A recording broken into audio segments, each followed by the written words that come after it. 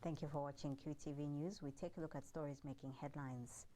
Health Minister Chitalu Chilufya fears the cold season could complicate the fight against the coronavirus as the country's COVID-19 cases reach 74. Police in Lusaka have arrested a 32-year-old man of Mutendere East in connection with the gruesome murder of his 16-year-old girlfriend. And the Human Rights Commission has called for the mandatory testing for COVID-19 of all patients admitted for any illness to protect the health workers from contracting the coronavirus from asymptomatic patients. And now the news in detail. The country has recorded 4 new cases of COVID-19 following 322 tests conducted in the last 24 hours, bringing the total number of confirmed cases to 74. And Health Minister Chitalu Chilufya fears the cold season, which is a flu season, will complicate matters. Speaking during the daily COVID-19 update, Dr. Chilufya says the new cases involve a 30-year-old medical doctor of Chilenje Hospital who was treating the 19-year-old patient who died, a 50-year-old man of Shikoso in Kafue, a 23-year-old woman of Matero, and a 63-year-old man of George Compound in Lusaka. Dr. Chilufya says the new cases bring the number of cases under management to 36, 33 in Lusaka, 2 on the Copper Belt, and 1 in Kawe. He adds that all the 36 patients are stable. Let me focus a little bit more on the cases in Zambia. A 52-year-old man of Nangongwe area in Kafue, who was screened during the community operation in the area, was tested positive yesterday. A 30-year-old doctor based at Chilenje Hospital, who was screened as a contact to the late lady who died at Chilenje. Furthermore, a 23-year-old woman of Matero was tested following an alert from the public. Somebody from the community just on a point border phoned the command center and did report that there was a neighbor who had symptoms and we were worried. The rapid response teams moved into Matero and swabbed the 23-year-old, and she tested positive and is now under our care. Furthermore, a 63-year-old man of George Compound was also tested following an alert from the public. He tested positive. All these patients are now joined the other patients in our facilities. In terms of targeted community operations, we note the importance of testing in Kafue, and we continue popping new cases every day. And Dr. Chilufya says mass screening and targeted testing is the way to go, adding that the exercise will move to Chaisa and Emersdale and to Matero and George Compound. He has since encouraged people to participate in mass screening, stressing the need to fight COVID-19 collectively. And Dr. Chilufya adds that how the disease evolve will be informed by the actions of now, urging people to adhere to the measures that stop human-to-human transmission. In Chilenje, the second day of the community operation did see more individuals screened, and the only positive was that of the doctor who was treating the deceased. Additional community operations in targeted areas will continue, and tomorrow the team shall focus by and large on Emersdale and Chaisa to ensure that we screen there to fish out any positive cases and isolate them. Remember, the strategy anchors so much on picking out the positives, isolating them so that they do not transmit to the next person. We will continue mass screening and targeted testing in Lusaka, and as we move from Emersdale and Chaisa, we will be going into Matero and George Compound. I urge the public to cooperate. If you cooperate in the staff doing the mass screening and the targeted testing, the outcome will be that we'll be able to pick out all the ill, stop the transmission of person to person, and therefore manage to stop the spread in the communities. We can all participate to make our communities safer. So let us ensure that we participate in the mass screening and targeted testing. expenditure, we have now recorded globally 2,557,857 cases of COVID-19, with a very high death toll of 177,000. Police in Lusaka have arrested a 32-year-old man of Lusaka's Mtendere East in connection with the murder of his 16-year-old girlfriend, identified as Gertrude Lungu. The arrest of Crispin Kawanga follows a report of a missing person to Kalikiliki Police Post on Sunday, 19th April 2020, by Simon Lungu, the father of the victim, who reported that his daughter had gone missing on Sunday at about 12 hours. Police Public Relations Officer Esther Katongo says investigations instituted led to a traditional doctor of Mtendere who revealed that he attended to a client who was later identified as Crispin Kawanga, who went to him seeking for help after he had killed someone. Mrs. Katongo says police then apprehended Crispin Kawanga, and upon interrogation, the suspect confessed to having murdered the victim and led the police to Salama Park, where he dumped the body in a drainage after putting it in a sack. She says the body was found in a decomposed state. This followed the report of a missing person to Kalikiliki Police Post on Sunday, 19th April 2020, which was made by Simon Lungu, the father of the victim, who reported that his daughter, meaning the deceased now, had gone missing on Sunday at about 12 hours. Our officers instituted investigations, which later led to a traditional doctor of Mtendere compound, who, upon being quizzed, he revealed that he attended to a client who had gone to him, and this client happens to be Crispin Kawanga, who had gone to him to seek help, saying that he had killed someone. Police apprehended Crispin Kawanga, and upon interrogation, he confessed to have murdered the victim and later led the police to Salama Park, where he dumped the body of the victim in a drainage after putting it in a sack.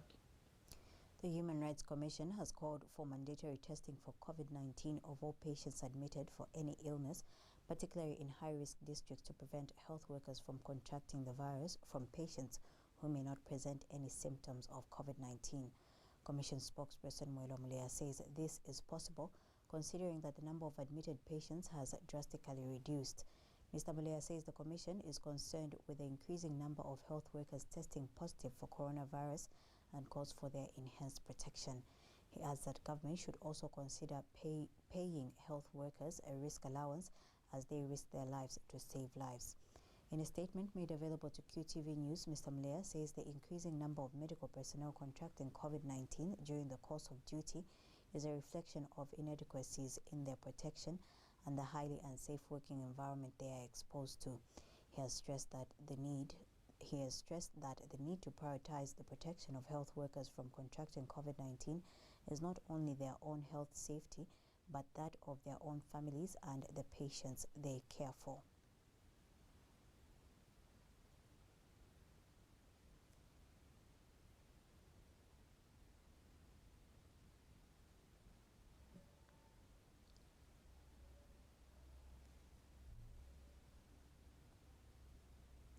Government has ruled out the possibility of relieving tenants of rental obligations during the COVID-19 pandemic. Finance Minister Bwalya Ngandu says he already has a huge salary burden of paying civil servants, and therefore it is unfair for those calling on government to consider paying rentals for citizens owing to the economic challenges the country is facing. Dr. Ngandu notes that most of the landlords, whether residential or commercial, built or acquired their assets using loans which they have to service. He adds that it is not possible for government to start paying salaries to people because they have lost their businesses due to the outbreak of COVID-19. Dr. Ngandu has since urged Zambians to start thinking about practical solutions that will work and be implemented by the ministry. Now, this thing about rentals and salaries, firstly, we like the cut and paste thing, because I think in some countries the authorities have come out clearly that rentals should not be paid or should not be charged and so on. But when the Minister of Finance makes an announcement that rentals should not be paid. What the Minister of Finance is saying that I am going to pay the rentals, because remember that most of the landlords, whether it's residential or commercial, have these assets acquired through loans, which they have to service themselves anyway. So if you declare that they don't need to pay rentals anymore, you have to step in basically and take over that responsibility. Then there's a proposal that we should start giving salaries. I have a huge salary burden already paying civil servants, and you're asking me to now extend it to paying everybody else. I think let's think through this thing with a little more thought. It's a difficult situation we are under, and it is tempting to come up with what appears to be a simple solution to a problem. When you think about it, in the face of reducing revenue, is it possible for the government then to start paying salaries to people because they have lost their businesses or businesses are not performing well? That can't be a viable solution, because government's revenue anyway comes from the taxes that people pay. And if people are not paying taxes, where does government get this revenue to actually increase, if you like, its wage bill? So what I would urge all of us to do is that let us think about practical solutions which make sense, solutions which can be implemented, not solutions which on the face of it appear attractive, but in essence you cannot implement them. Transparency International Zambia TIZ says it foresees the potential abuse of donated funds towards the fight against COVID-19, where proper guidelines for their use and accountability are not put in place. TIZ Chapter President Ruben Lifuka has therefore appealed to government to put in place effective auditing processes, tools and procedures to ensure transparency and accountability for donated and other resources. In a statement, Mr. Lifuka says government should also put in place effective and robust monitoring and evaluation mechanisms to ensure that donated and other resources are not only reach intended beneficiaries, but that beneficiaries are able to provide feedback to support lessons learned. He adds that government ensures open, transparent and regular communication on the donated and other resources, as well as the development of a communication strategy, clearly outlining communication channels with the public and relevant stakeholders on how exactly these resources are being used. Mr. Lifuka further states that TIZ recommends that government maintains public and open procurement systems, highlighting the cost of procurement, the grade level of the proposed materials, and the delivery lead times to ensure public contracting processes that can withstand audit and are responsive to the current needs. He has also urged government to monitor, deter, and take relevant action against traders involved in unfair trade practices, such as price hiking of essential goods such as masks, hand sanitizers, and foodstuffs. Mr. Lifuka says TIZ is convinced that implementing all these recommendations will go a long way in ensuring that Zambia's response to the COVID-19 pandemic is not only effective in terms of reaching those it intends to reach, but that it is also in line with principles of transparency and accountability.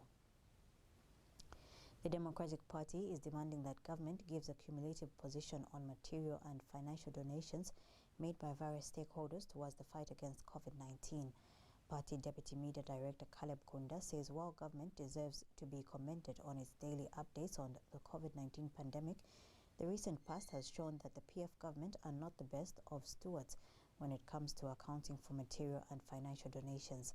Mr. Kunda has further pointed the coincidence of politically exposed persons who have allegedly become suppliers of personal protective equipment, PPE, and other medical equipment overnight. Have these masks going at ridiculous prices, between 5 to 10 kwacha, and these things have a lifespan. And you need about 3 in a day to 2, and the average Zambian is living below $1 a day. So we need the government to quickly step in. We've recently received information that there are certain people who are connected to high government officials. This is too strong a coincidence to ignore or overlook. When we have people such as Jack Ma who've distributed or donated these PP masks in thousands, then all of a sudden we're hearing people who are highly connected to government officials distributing these things in bulk in the black market. So we do not want to leave the Zambian people in speculation, or we do not want to leave with speculation, but we are calling on to the government to step forward and be clear in explaining how these things are being used, or how they will be used, or how they're being collected, in as much as they are coming to us and reporting over how these cases are affecting different communities, the hospitals, the health sector. We also ask that they step forward and communicate. They tell us. That's simple. Center for Trade Policy and Development, CTPD, says impact of COVID-19 on domestic, regional and intercontinental air travel further reinforces its continued advice to government to hold any decision to relaunch Zambia Airways due to the high risk of failure. CTPD senior researcher Bright Chizonde says the decision to relaunch the national airline should be quarantined due to the increased risk of failure and the need for fiscal discipline. Mr. Chizonde notes that the global tourism and air transport sector has suffered the most direct negative impact of the COVID-19 pandemic, with the International Air Transport Association, IATA, estimating that worldwide flights were 70% lower at the start of April 2020 as compared to the first quarter of 2020. He adds that the Kappa Center for Aviation further projects that by the end of May 2020, most airlines in the world will be bankrupt. Mr. Chizonde states that it is therefore clear that the environment is no longer allowing for Zambia Airways to be relaunched. He says CTPD believes that any move by the government towards the relaunch of Zambia Airways, such as the delivery of planes and consequent commencement of payment towards the lease of these planes, would reflect a serious lack of fiscal discipline. Chairperson of Parliamentary Committee on Lands, Agriculture and Fisheries and Livestock, Maxas Ngonga, has predicted a significant reduction in agriculture production owing to the late onset of rains in some parts of the country during the 2019-2020 farming season. Mr. Ngonga has told QTV News that where the country recorded good rains, the distribution of farming inputs was poor and erratic. He has, however, noted that some areas such as the northern parts of the country, which include Muchinga, Lapula and northern provinces and parts of central provinces, recorded good rains. Mr. Ngonga says according to assessments made, the country may not record any unprecedented harvest due to the flash floods, which has resulted in some crops being washed away. In some areas, we received very late rains, and where we had received rains in good time, the beginning rain for distribution was very erratic and very poor. People planted and replanted before they got any crop. In other areas, like the northern part of the country, including the northwestern part of this country, Zambia, Muchinga, northern Luapula, northwestern, and parts of central provinces, they have received rainfall far in excess of what a crop would demand in order to get a good crop. We are all waiting for the crop forecast from the Ministry of Agriculture, which will give this nation exactly what the production levels are. But from looking at where we have passed and where we have been, especially in these areas where we have floods, the chances are that the crops have actually been damaged, been submerged, been waterlogged, and therefore we may not expect unprecedented good yields in these particular areas. The Young Women's Christian Association, YWCA, is shocked and abhorred by the conduct of a Lusaka male health practitioner who allegedly raped a victim of gender-based violence who went to seek life-saving services from the health facility after being severely beaten by her husband. In a statement, YWCA National President Rosemary Sofa says the association condemns in the strongest possible terms the gross human rights violations inflicted on the woman by her husband and the health practitioner. Reverend Sofa says the acts are not only barbaric but dehumanizing. She has called on all citizens to condemn this barbaric action and has further implored law enforcement agencies to effectively enforce the law so that justice prevails. Reverend Sofa has further called upon the Association for Medical Professionals to take appropriate action against the health practitioner.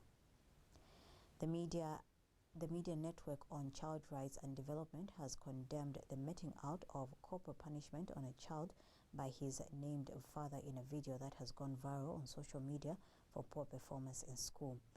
MNCRD Executive Director Henry Kawe, who is also a child's rights activist, states that acts of corporal punishment should not be allowed or entertained in the country under any circumstance. Mr. Kabwe has stressed the importance of parents finding better ways of correcting their children and expressing displeasure over their acts. He says when it comes to school matters, parents should find ways of helping their children through inspiration and motivation rather than threats and beatings. Not understanding the background to the issues that surround that child in question, it would be important for parents to find other ways of helping their children other than meting out corporal punishment. Corporal punishment has proved not to be the solution to addressing challenges, behavioral or academic challenges a child may face. And even if a child has academic challenges, there are ways in which we can discover what they are good at and ensure that they concentrate on that. And this should also be followed by the fact that our education system should provide a platform where children can expose themselves when it comes to their skills. What is important in society is for a human being to fulfill their potential. When a child does not do good in school, the same school system should be able to provide some kind of talent identification. That's why we have those career guidance teachers, for us to know what the child is gifted at. And that's why we are, as Media Network on Child Rights and Development, we are promoting early childhood education so that children can be discovered when they are still small, because even when you are growing maize, you apply D compound when it is still small. So let's see how we can make sure that we help our children develop through inspiration, through motivation, and not in ways that frustrate them. Rwandese refugees and former refugees have donated assorted items worth over 45,000 kwacha to the Presidential Empowerment Initiative Fund, PEIF, towards the fight against the COVID-19 pandemic. The items, which include various food items, sanitizers and face masks, are expected to benefit about 100 elderly and physically challenged persons in Chilenje, Kawata and Livala townships. Speaking when he received the donations before handing them over to the beneficiaries, Presidential Empowerment Initiatives Fund National Coordinator Clement Tembo noted that the elderly are among the most vulnerable to the COVID-19 pandemic. More details in this report. In many countries, older people are facing the most threats and challenges due to the coronavirus pandemic outbreak. Zambia is no exception, as it is now a well-known fact that although all age groups are at risk of contracting COVID-19, older people face significant risk of developing severe illness if they contract the disease due to physiological changes that may come with aging and potential underlying health conditions. It is against this background that supporting and protecting older people in the community should be everyone's business. Today, the Rwandese refugee community living in Zambia have shown this by donating various assorted items worth 45,000 kwacha to the Presidential Empowerment Initiative Fund to be distributed to about 100 elderly and physically challenged persons across the city of Lusaka. As we know in our society, when we say stay home, the most vulnerable are old people who can't run to the market in a few hours we have, who can't go and do a piecework to get something. So we thought that to reduce that burden, we could buy something which can help the elderly, at least to keep home, a food, and also to keep themselves safe and clean. Clement Tembo is the Presidential Empowerment Initiative Fund National Coordinator. So ngiri inetatumitontonganya nyapo sana. Kulalaba ko chai mwari bomba kare imwe. Amakaere yale chitashani yale yalepwa. Ndo mone iringi mayanda mumbini munaikala muikala na febe shukuru benu. Mamwa be shukuru benu. Nefi shukuru lwa inchito bambi na shipwa. Mulandu wa malwele aene. Mambita bale fola fila bale fola mulandu wa malwele. Ichokolete chakuli yapanganda chitebe cha afya. Omba bakateka yonse bala mitontonkanyapa. Chubatiro kweba tawe 10 to 5 kisheko ababa fyashibes. So kwa bula maka yenu na fino fine tuchito tukweto tu ngata kwa abano tuma jacket tutufala tetukwe. Icho nde kumkula ndiwa kutotera mpai. Dawa twatotera sana bafyo mule bomba nenchito yo mwatubombera kale imwe ninchita nombe yakutusha ino so ati fwe bana benu nga twabomba na maka twachita shani twaisa twamyafwa. So on behalf of His Excellency bakateka ba president tulaba kumitasha ne wine fe ne mwine ndi wakutasha ati tuwaingira muishitu tomfanso answa na twimefine twambire tukalaya atwafuma muno tuli akuchirenje kuchawama kwa mandevu tuye tusalemo abalemoneka ngaine fenofini. The beneficiaries are elated by the noble gesture by the Rwandi refugee community through the Presidential Empowerment Initiative Fund. Chimo chinenge folesa chita lesa liba chalo chonse elo nomba kwali benchite akutila umbi lesa tumona bambita bamwene so pali kano kanchita na ifike nchite yo lesa omwine apekenye na ifwe tuleta shamu yetu tashisha kuli wa president na tutashe chine nangu pako kola bati twalishi okutila awe ubushikulesa pekenye bukesa ubwino bushikubwaisa na ifwe natutotela sana. The donations are expected to be made to various communities across the city of Lusaka, to the elderly and physically challenged.